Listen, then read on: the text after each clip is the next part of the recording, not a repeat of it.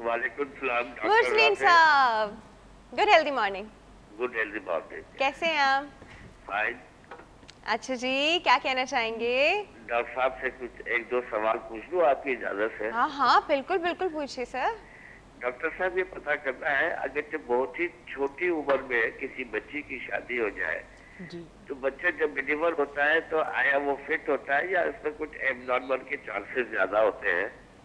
अच्छा। प्लस एक सवाल और करना है डॉक्टर, वो ये कि अगर 5-6 दफा मिसकैरेज हो जाए कंटिन्यू, उसके बाद प्रेगनेंसी होनी चाहिए या नहीं होनी चाहिए? मकसद क्या, थोड़ा सा आप इसको पर रोशनी डॉक्टर साहब, डालिएगा। दोनों सवाल समझ में आ गए? बिल्कुल। मुरसलीन साहब, हमारे पोल का जवाब दें आप।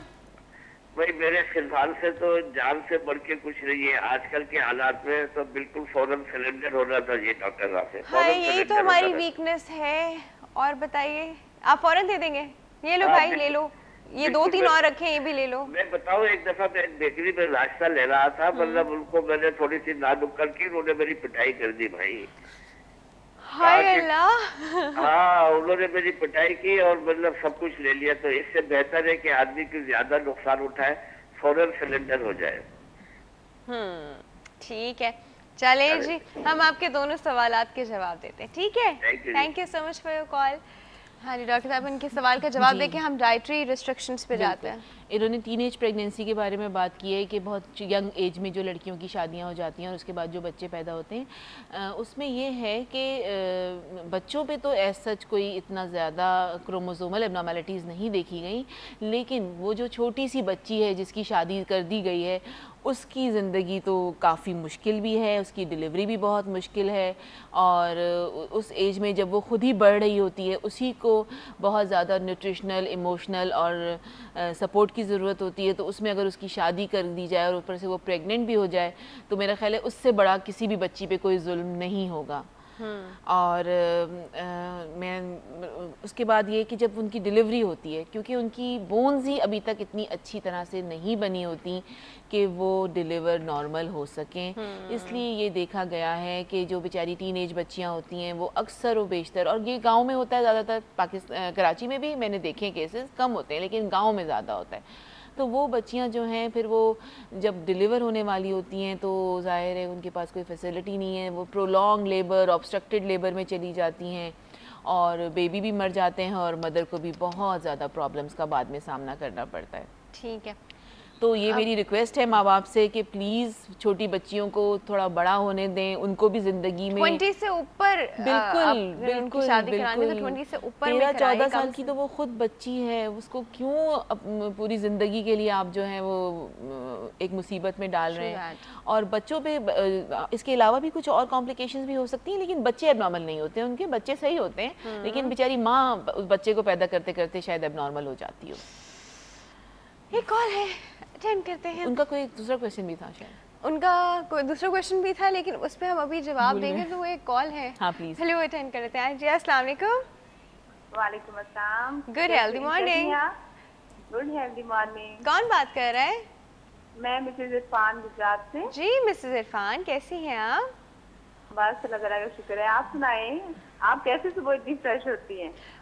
कैसे इतनी फ्रेश होती हैं? क्योंकि मैं नींद कंप्लीट करती हूँ। हाँ ये तो है, ये बड़ी इम्पोर्टेंट है। गर्मी में कैसे?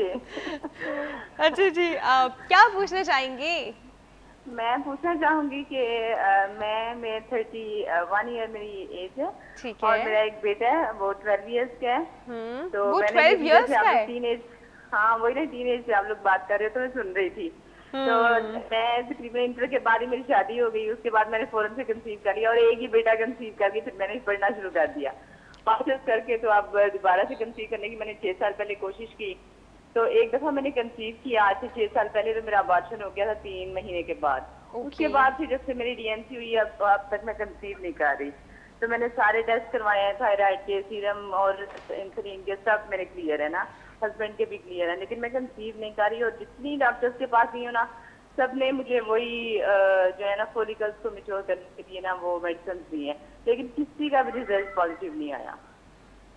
और इतनी मैं परेशान हूँ, मैं सोचती हूँ लाहौर या इस्लामाबाद जाऊँ तो वहाँ भी कौन सा मतलब अच्छा हॉस्पिटल है जिससे मैं ट्रीटमेंट करूँ, और कराची में आ नहीं सकती। अरे आ जाए, मेरे पास आ जाए। हम डॉक्टर शाइना के पास ले जाएंगे। इंशाल्लाह जरूर कोशिश करूंगी आपसे मिलने की। चलें आप मेरे प्लीज 10 तक रख दें, हमारी 10 बजे लाइट चली जानी है। हाय अल्लाह, हम जल्दी से बताते हैं, ठीक है? Thank you so much for your call doctor साहब। अच्छा, इनका हिस्टेरो सेल्फ एंजियोग्राम हुआ है? Tubal test, tubal patency test अगर करवा लें, क्योंकि कभी कभार ऐसा होता है कि जब उन्होंने जो डीएनसी कराई है उसके बाद खुदा न खास्ता कोई कॉम्प्लिकेशन डेवलप हुई हो और उनकी ट्यूब्स ब्लॉक हो गई हो, इन्फेक्शन हो जाता है और एडिशंस बन जाते हैं उसकी वजह से।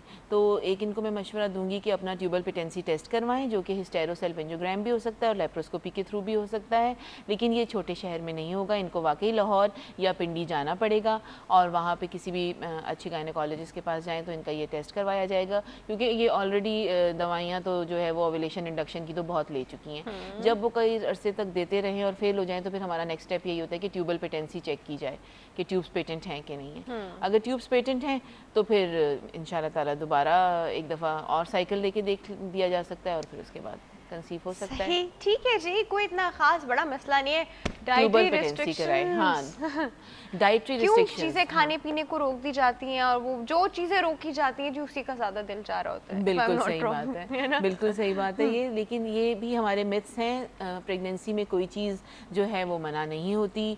ये गरम, ये है यूं ठंडा है, ये मतलब अजीब अजीब किस्म के कॉन्सेप्ट्स होते हैं। चीजें बिल्कुल मना होती हैं, पान, छाल या गुटखा। हाँ, ये चीज़ तो बिल्कुल मना, नॉर्मल लाइफ में मना होती है, प्रेगनेंसी के बीच में तो बिल्कुल मना होती है। ये तो स्मोकिंग, पान, छालिया और गुटखा तो जाहिर है हम ये तो बिल्कुल हमारे जहन में भी नहीं है कि ये बात किसी को कहा जाए। लेकिन इसके अलावा जो नॉर्मल इंसान जो खाते हैं वो हर चीज़ खाई जा सकती है। वो प्रेग्नेंट औरत भी खा सकती है, क्योंकि बेचारी उनको मना कर दिया जाता है कि भाई तुम ये चीज़ नहीं खाओगी, और वो बेचारी वो सब खा रहे होते हैं और वो बैठ के देख रही होती हैं या सोच रही होती है काश मैं प्रेग्नेंट ना ही होती तो अच्छा था।